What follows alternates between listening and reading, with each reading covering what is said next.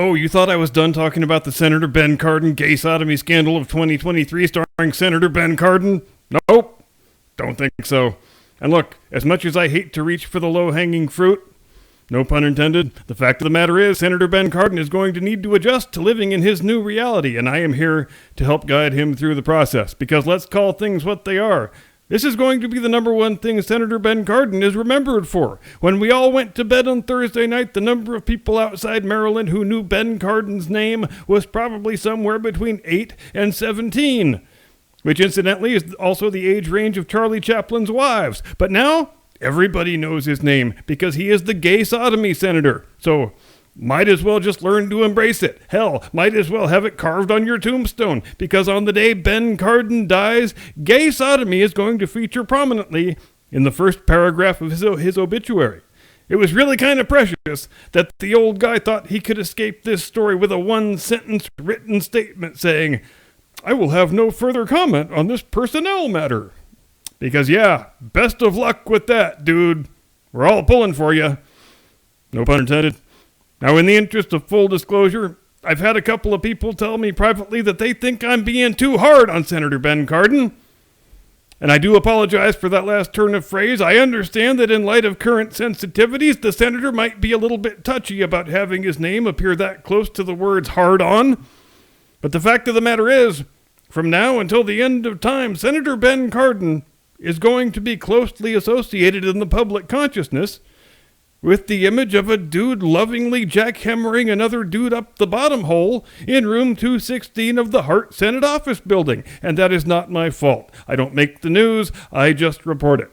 So on Saturday morning, less than 12 hours after the Butthole Gate scandal first broke, we got the news that the young man in question had been fired, and Senator Sodomy tried to make it all go away with the aforementioned one-sentence written statement.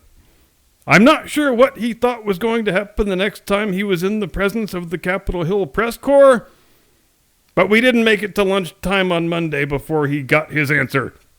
Because what do you suppose was the first thing they asked him about? Yeah, let's just say it wasn't Bidenomics. And the guy, he actually looked quite taken aback that they wanted to talk to him about being the only senator in U.S. history whose staffers have been caught buggering each other on Senate property, almost as if he was thinking, what the hell? I'm a Democrat, you idiots. When I say I don't want to be asked about a thing, you're supposed to not ask about the thing. Has the whole fucking world gone mad? He did so much stuttering and stammering, one could have been forgiven for thinking they were actually listening to Joe Biden. But once he had gathered himself sufficiently to string a couple of coherent sentences together, which is the point where you know you're definitely not listening to Joe Biden, he said this, quote, "I was angry, disappointed. It's a breach of trust, all of the above. It's a tragic situation, and it's presented a lot of anger and frustration. I'm concerned about our staff and the way they feel about this, and the Senate staff," end quote. Then he was asked by a reporter from Forbes whether he was aware of the now former staffer in question displaying any sort of unusual behavior in the past, and then he started stuttering and stammering again. So take that for what you will, I guess. Quote, "I would not be the right one. I would have to ask. These are personnel issues, and I would not be the right person. I'm just not going to get into personnel issues," end quote.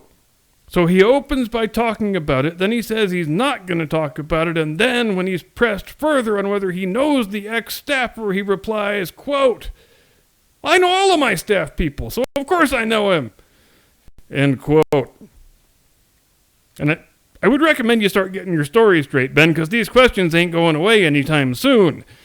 Now you might be asking here, what's your larger point, Cap? What is the thrust of the overarching thesis you are trying to drive home? What deep, penetrating insight should we, the audience, take away from the Senator Ben Cardin gay sodomy scandal of 2023 starring Senator Ben Cardin? Well, for Senator Ben Cardin, if he's not going to do the honorable, accountable thing and resign from office in disgrace, he's just going to have to learn to lean into it. No pun intended. Also, Ben, may I call you Ben? You should probably be prepared to have the Senate chamber erupt in hearty laughter the next time you try to sneak a backdoor rider into the appropriations bill. And for the rest of us, I really do think there's a valuable object lesson here, because all joking and puns aside, stuff like this is the logical endpoint of living in the world the Democrats have made for themselves, and in which they seek to force all of us to live as well, permanently. When your hiring practices are totally untethered to any consideration of merit or talent or temperament or even good judgment. When a person's external physical characteristics and sexual predilections are the only things you take into account in terms of personnel matters, and when you promote a worldview that says all expressions of non-normative sexuality are automatically good and noble and praiseworthy, this is exactly the sort of thing you get. And if you're hoping against hope that this is just a one-time incident, an unfortunate aberration, well, go ahead and think that, but I think you've got another thing coming. No pun intended. One might say your woke chickens are coming home to roost, so best of luck lying in the bed you've made for yourselves. We're all rooting for you. No pun intended.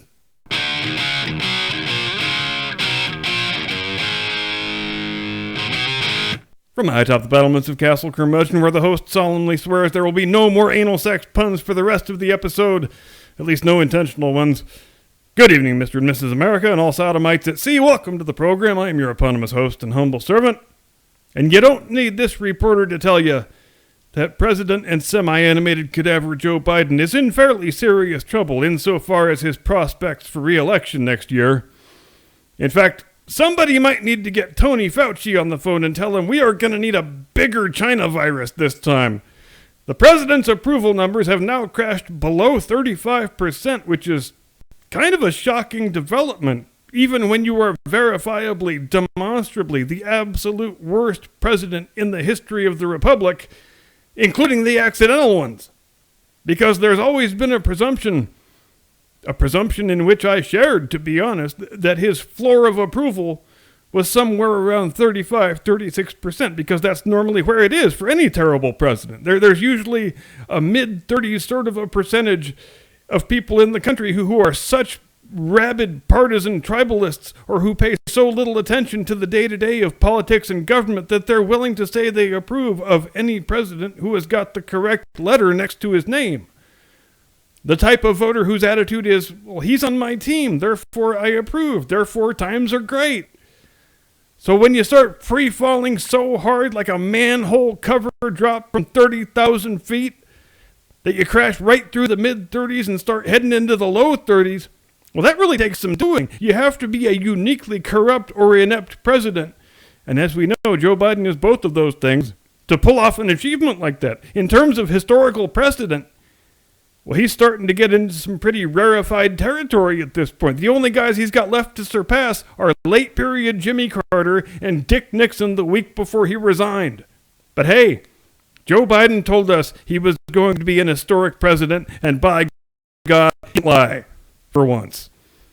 And obviously, these numbers create a serious problem for the people who make up Biden's most devoted base of supporters, namely the mainstream fake news performance artist class. After all, they own this guy. They twisted themselves into every conceivable pretzel shape of intellectual incoherence and journalistic malpractice in order to drag his half-dead ass across the finish line in the last election.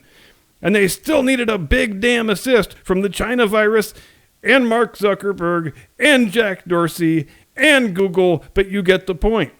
These people are very, very invested in dragging Joe Biden across the finish line in first place again in 2024 by any necessary. To steal a phrase from Malcolm X, who would probably be considered an extreme right-wing fanatic in the context of today's politics. And even setting aside the China virus and the big tech deep state collusion that provided such a helpful thumb on the scale the last time around, getting Joe Biden elected president is an even more formidable task when the man now has a 4-year track record of being the worst president that anybody's ever seen. Meanwhile, all of Donald Trump's numbers are trending in the opposite direction. He currently has a higher approval rating than he has at any point since his entry into politics in the summer of 2015. And let's not forget, on the day he defeated Hillary Clinton, His favorable rating was at 38%, which, more than anything else, speaks to how intensely disliked Hillary Clinton is by the American people. Trump now leads Biden in every swing state by margins that keep increasing as Biden hemorrhages support on all sides. And some of those margins are really quite shocking indeed. But the fake news performance artists, they've got a solution that's going to make everything work out correctly in the end. And it's lighting their own hair on fire and screaming Hitler, Hitler, Hitler over and over and over again until they pass out from oxygen deprivation or third-degree scalp burns, whichever comes first. Now, if you spent any time watching the usual suspect fake news sludge factories over the past few days, your ABC, your CBS, your MSNBC, your CNN, and so on, you already know what I'm talking about. So to all intents and purposes, the media have decided that Adolf Hitler, Mrs. Schickelgruber's little boy, is going to be Joe Biden's running mate next year. If we just scream Hitler a sufficient number of times, and we do it with a sufficiently unhinged level of pearl-clutching hysteria, then things will work out exactly as we want them to, and Joe will magically defeat the bad orange man. Hell, if you were watching the Sunday fake news shows this weekend and you were playing a drinking game where you had to do a shot each time someone said Hitler, you're probably still in the hospital suffering the effects of acute alcohol poisoning. I actually saw a clip from this week with whoever the hell hosts that show now, where some idiot fake historian said Hitler 6 times in 42 seconds. And hey, go big or go home, I guess. And I wonder if it ever gets old for Trump, being able to lead these fools around by the nose and make them bark like trained seals whenever he wants. Because, frankly, I think Trump sometimes is smarter than he gets credit for. Like when he said in his speech on Friday that Biden and the Democrats are poisoning the blood of our country by throwing open the border and telling every asshole in the world to come in and stay forever, courtesy of the large S of the U.S. taxpayer. And I've heard a lot of commentators on the right say since then that this was an unfortunate choice of words on Trump's part, that he'd gone off prompter and was just doing a bit of freestyle riffing, as he often does, and he inadvertently used a turn of phrase that he perhaps ought not to have used. To which I say, come on, man, do you even Trump? This was a classic Trump troll if I have ever seen one, and it had exactly the effect he wanted it to, because every fake news performance artist in North America proceeded to spend the entire weekend gnashing their teeth and rending their garments and shrieking Hitler up at the sky. You think Trump didn't know exactly what was going to happen when he said the blood of our country? Again, come on, man.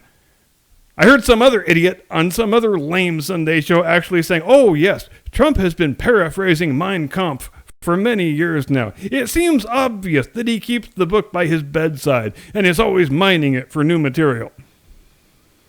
First of all, look, I'm a big Trump fan, but I feel fairly confident in saying he's probably never read any book in his entire life, because the man is just not an intellectual. He's not a book reader, and that's fine.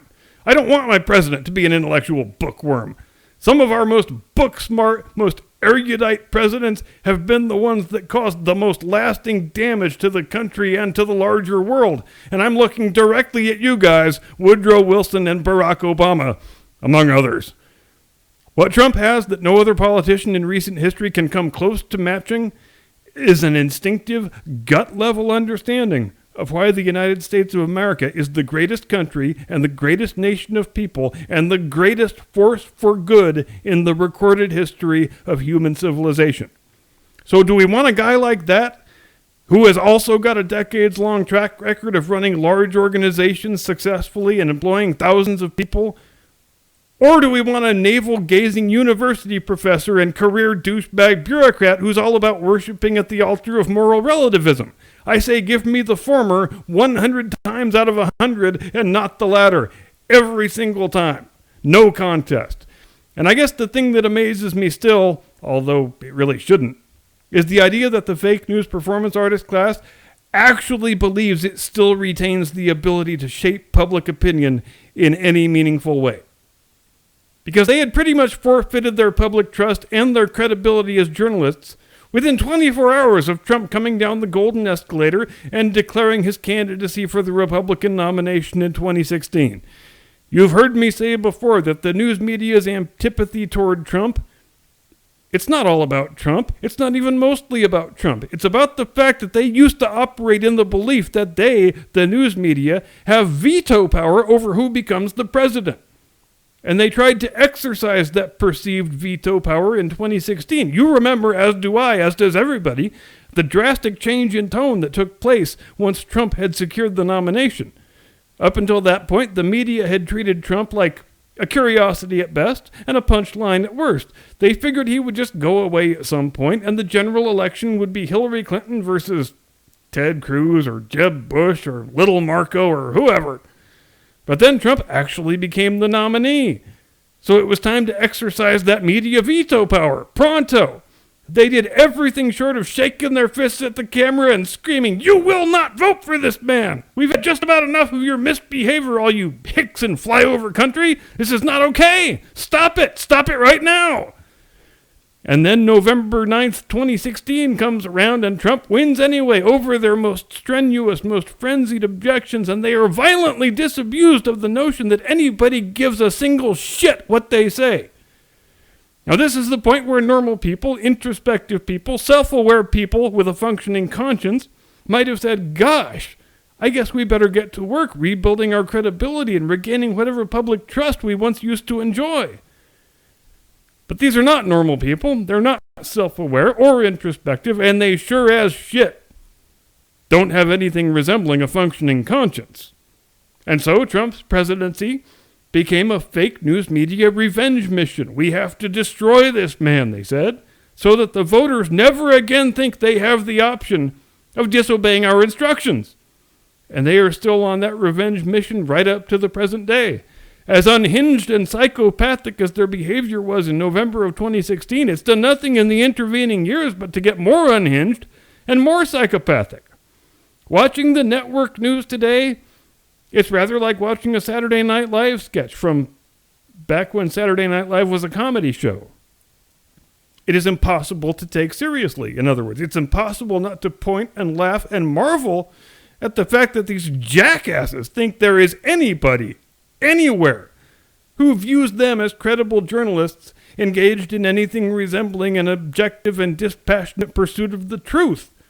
And when Trump is able to make them spend an entire weekend screaming Hitler at the top of their lungs, he just adds another hilarious exclamation point that underscores what we knew already, namely, that he has permanently broken all of their brains and made them fully expose themselves as the liars and the fools and the charlatans that they really are. And for Joe Biden, it's a bold move to be sure, choosing Adolf Hitler for your running mate. Though in all fairness, he probably is a clear upgrade over Kamala Harris, which I guess that might be damning Herr Hitler with faint praise, but the host digresses. And besides, it's not like Joe Biden can run next year on his long and distinguished track record of bona fide accomplishments, so you got to call an audible at some point, don't you? I just can't wait for the bumper stickers to come out. Joe Biden 24, Hitler, Hitler, Hitler! Vielen Dank für Zuschauen, meine Damen und Herren. We'll see you for the next one. Same curmudgeon time, same curmudgeon channel. Until then, have a great day and a pleasant tomorrow. Do not comply. Get off my lawn.